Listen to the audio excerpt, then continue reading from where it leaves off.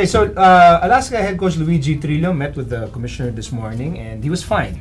He was fined a relevant sum because of his actions after the game between Alaska and San Mig Coffee.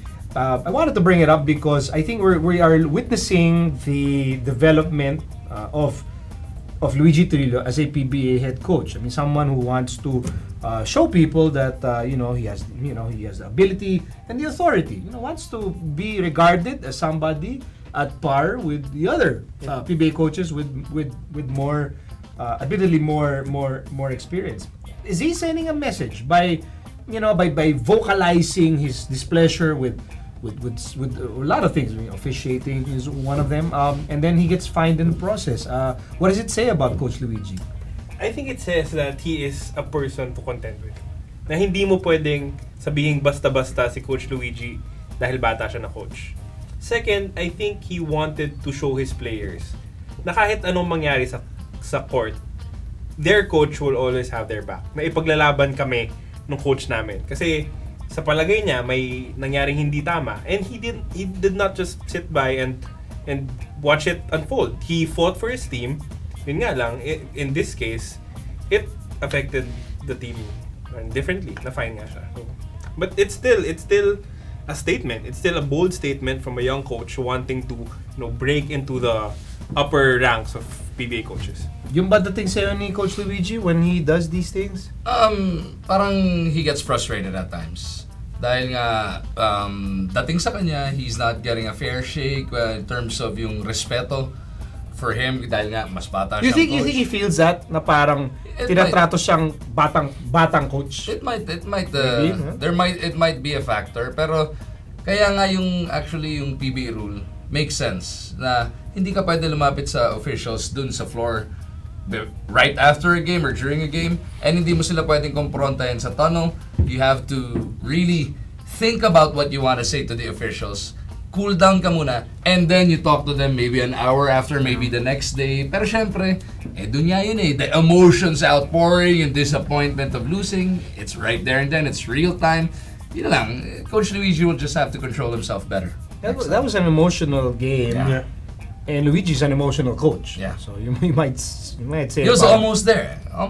Kaya masakit. Yeah. Kaya masakit. How do you feel as a fellow young coach in the league? I mean, how do you feel like Luigi's really trying to stamp his authority and put his imprint on this team and I guess the entire league? Well, I think, from talking to him and being around him, he's really confident naman with himself. But maybe sometimes he also feels that he gets shortchanged by, as you guys said, being a young coach. Like, he doesn't have the same respect as the other head coaches out there. And, he may be true, he may not be true. But, sometimes I actually also feel that he gets a little bit too emotional and, minsan sobra. And, I asked Coach Alex about this because I'm really close to Coach Alex. He said, yeah, sometimes I have to tell Coach Luigi to tone it down a little but it's just because he's really emotional and he wants to win. Now, with what happened in the recent game, what he did was wrong, obviously, but sometimes it's just so hard to control because he wants to win, obviously, and he really felt and believed right at that moment that the call was wrong. And of course, how can you blame a coach now? You feel, it's like it's unfair. You didn't give us this chance when. Because that's what he thought. I mean, I guess after consulting the commissioner and finding out that was the rule and that was the correct call. But, minsan, ganun talaga. But I guess, something for him to learn. As coaches, we're always learning naman. And now, unfortunately, he had to get fined. But, I'm sure he's gonna learn from this, maybe because after a loss, you're always so emotional and, you get frustrated.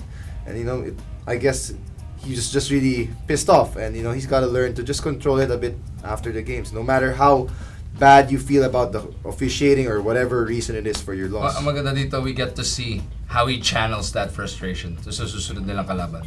In their very next game, doon natin makikita how he handles himself, how they bounce back as a unit, as a group after that disappointment.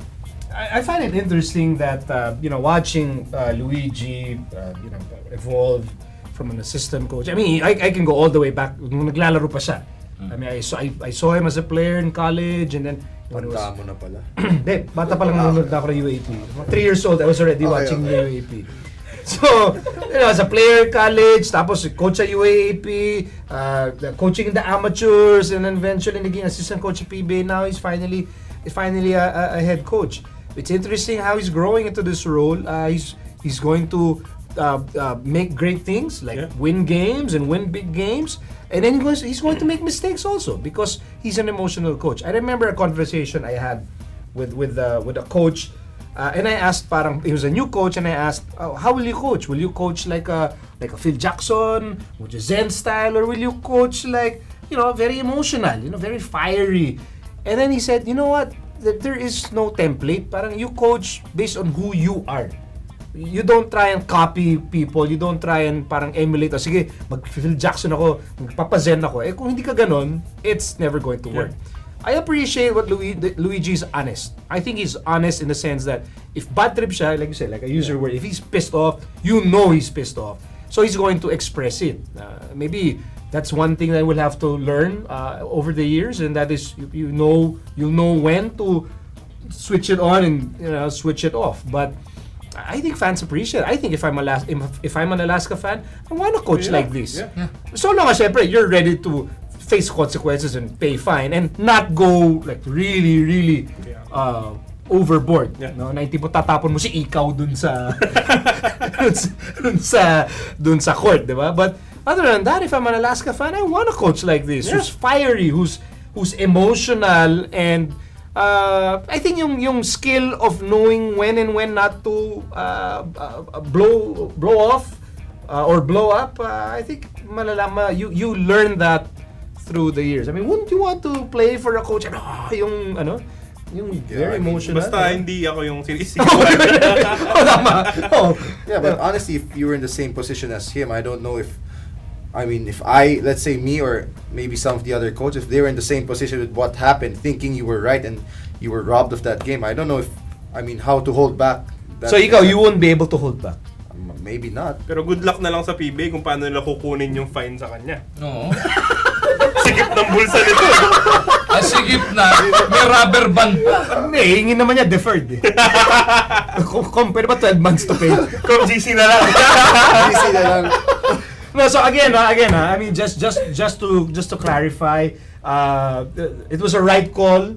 That's based on the rules, and I think even Alaska accepts that. But when you make actions like this, if emotional outburst, so long as you're willing to face the consequences, then more power to you. So good luck, Coach Luigi, and I'm just thrilled to watch your evolution, okay, as a PBA head coach.